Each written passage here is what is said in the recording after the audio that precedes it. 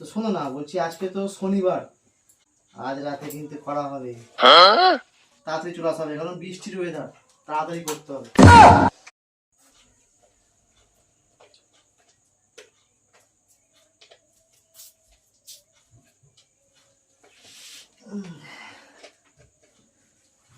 আরে ফোন করছি, ফোন ধরেই না ঘোড়াটি কখন থেকে।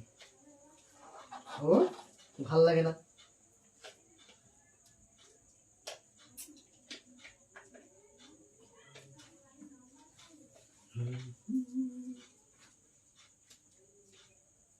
হ্যালো, আরে তোমাকে কখন থেকে ফোন করছি, ফোন টোন ধরছো না কেন? পাঁচবার ফোন করেছি। হ্যাঁ, তো শোনো না, বলছি আজকে তো শনিবার। হ্যাঁ, আজ রাতে কিন্তু করা হবে। আরে বাবা, আমার তো মনে আছে। হ্যাঁ, আরে বাবা, হ্যাঁ গো, আমার মনে আছে। ঠিক আছে। হ্যাঁ, না না, রিমাকে কেন বলবো আমি? अच्छा। পাগলা নাকি? তাড়াতাড়ি গিয়ে কাজটা ছেড়ে নেওয়া হবে, তাড়াতাড়ি চলে আসা হবে, কারণ বৃষ্টির ওয়েদার। হ্যাঁ, যখন তখন বৃষ্টি চলে আসছে। কি কথা বলছো তুমি সেদিকে?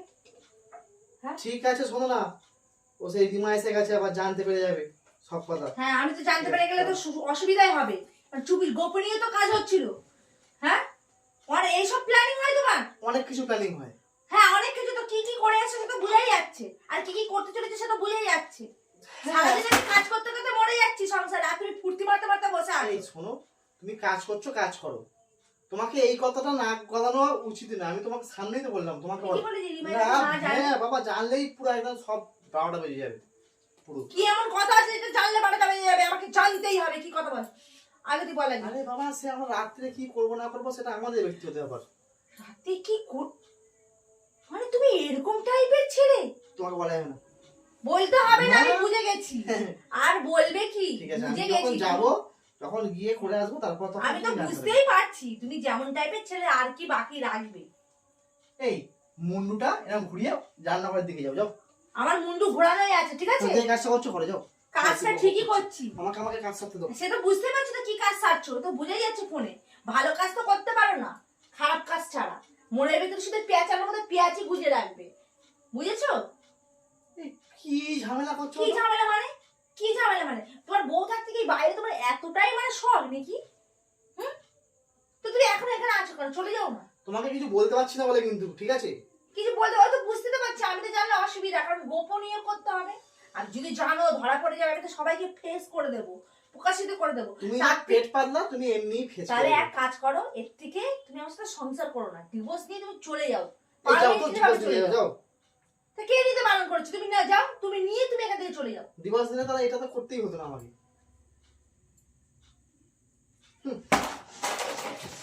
কথাবার্তা চুপচাপ করে কথা বলবে বলে দিলাম।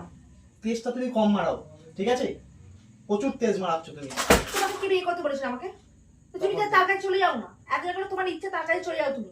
কার কাছে যাবো? কার কাছে যাচ্ছ না তো? দেখা দরকার নেই, তোমার যার বোনের কাছে কাছে চলে যাও। যাচ্ছি।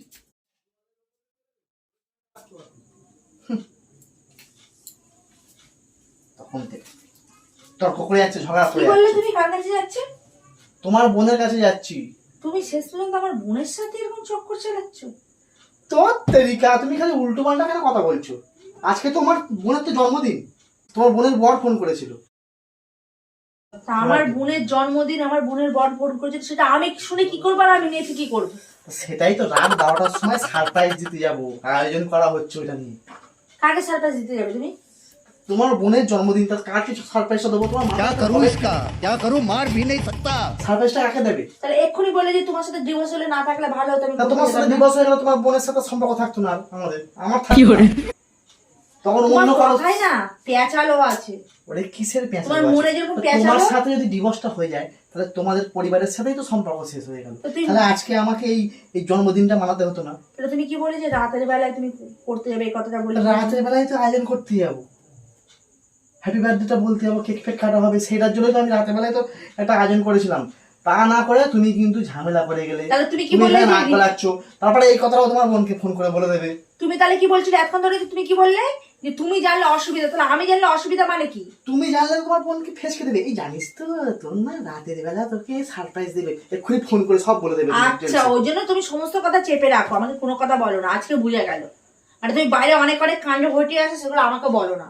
কি কাণ্ড ঘটালাম সেটা বুঝে নাও, আমি আর বলতে চাই না। ওরে বাবা, বেশি ফালতু কথা বলো না। আমি ফালতু কথা বলিনি, আমি সঠিক কথাই বলি। তোমার মতো না বসে বসে ফালতু কথা আমার শোনানোর মতো সময় নেই, বলার মতো সময় নেই।